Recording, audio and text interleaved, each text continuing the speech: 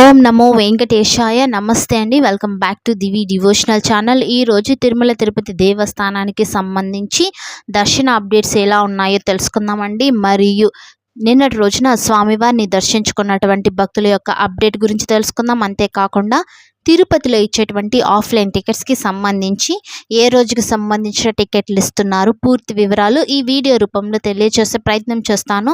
So మీరైతే వెంటనే subscribe చేసుకోండి. ఇలాంటి అప్డేట్స్ కోసం పక్కనే ఉన్న బెల్ ఐకాన్ని యాక్టివేట్ చేసుకోవడం ద్వారా మరెన్నో లేటెస్ట్ అప్డేట్స్ ముందుగా మీకే నోటిఫికేషన్ ద్వారా రావటం అనేది జరుగుతుంది. సో తప్పకుండా లైక్ చేయండి, షేర్ చేయండి, సబ్స్క్రైబ్ చేసుకోండి.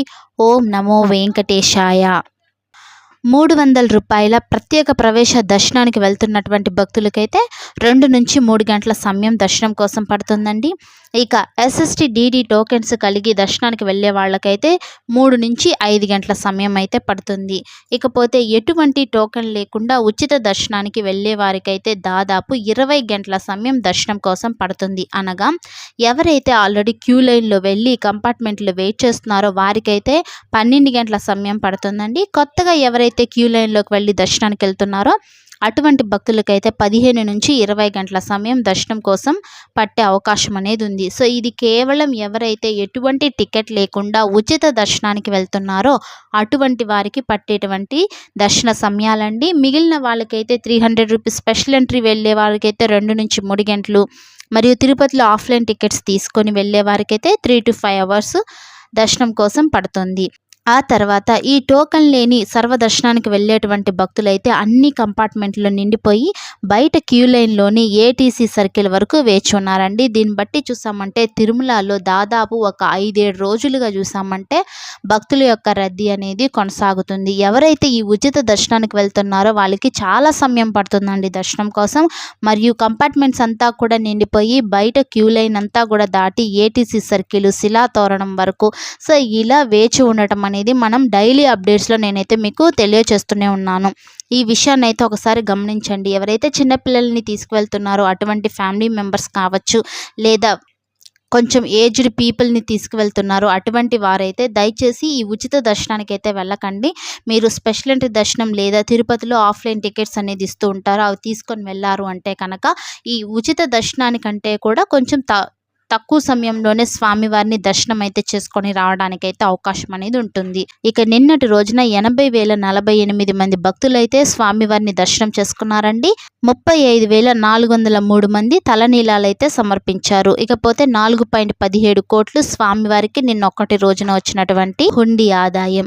ఇక తిరుపతిలో ఇచ్చేటువంటి ఆఫ్లైన్ టికెట్స్కి సంబంధించి అప్డేట్ కనుక చూసామంటే ఏ రోజుకి సంబంధించిన టికెట్లు అనేటివి ఆ రోజునే కంప్లీట్ అయిపోతున్నాయండి.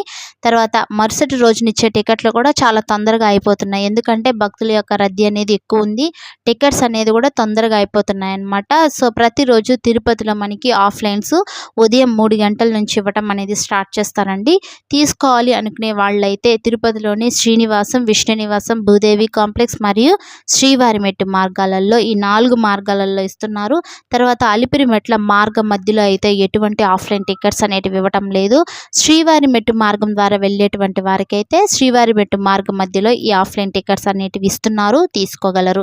సో ఎక్కడ మీరు ఆఫ్లైన్ టికెట్స్ తీసుకోవాలన్నా కూడా ఆధార్ కార్డ్ అనేది కంపల్సరీగా తీసుకువెళ్ళాలండి.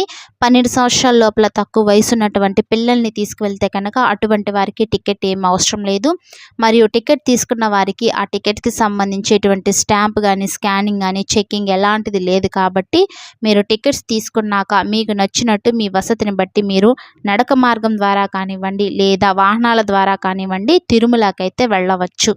సో టికెట్ లేకుండా కూడా స్వామివారి దర్శనానికి అయితే వెళ్ళొచ్చు. కాకపోతే స్వామివారి దర్శనానికి ఎక్కువ సమయం అయితే పట్టే అవకాశం అనేది ఉందండి. ఈ విషయాన్ని అయితే శ్రీవారి భక్తులు ఒకసారి గమనించగలరు. సో ఈ భక్తుల యొక్క రద్దీ అనేది ఈ విధంగా ఉంది అని చెప్పి జూన్ నెలకు సంబంధించి భక్తుల రద్దీ ఏ విధంగా ఉంది అని చెప్పేసి శ్రీవారి భక్తులు అయితే కామెంట్ చేయటం జరిగిందండి.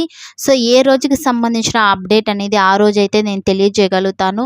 జూన్ నెలలో ఎలా ఉంటుంది అని అయితే ఖచ్చితంగా చెప్పలేనండి. ఎందుకంటే ఇప్పుడైతే వేసవి సెలవులు ఉన్నాయి, తిరుమలకు రావడానికి చాలామంది భక్తులు అయితే రావడానికి ప్రయత్నిస్తూ ఉంటారు కాబట్టి ఎక్కువ రద్దీ అయితే ఉంది. జూన్ నెలలో కూడా ఇలాగే ఉంటుందా ఉండలేమా అయితే చెప్పలేము. ఎక్కువ రద్దీ ఉండొచ్చు లేదా రద్దీ అనేది లేకపోవచ్చు అనమాట. సో కాకపోతే డైలీ మన ఛానల్ని ఫాలో అయ్యారంటే కనుక ఏ రోజుకి సంబంధించి అప్డేట్ అనేది ఆ రోజు మన ఛానల్లో వస్తుంది కాబట్టి భక్తుల యొక్క రద్దీ ఎలా ఉంది దాన్ని బట్టి మీరు మీ యొక్క ప్రయాణాన్ని అయితే కొనసాగించుకోవచ్చు. సో ఇవండి తిరుమల తిరుపతి దేవస్థానానికి సంబంధించిన దర్శన అప్డేట్స్. సో మీరైతే వెంటనే మన ఛానల్ని సబ్స్క్రైబ్ చేసుకోండి. వీడియో చివరి వరకు చూడండి. నచ్చిందా లైక్ చేయండి. ఓం నమో వెంకటేశాయ.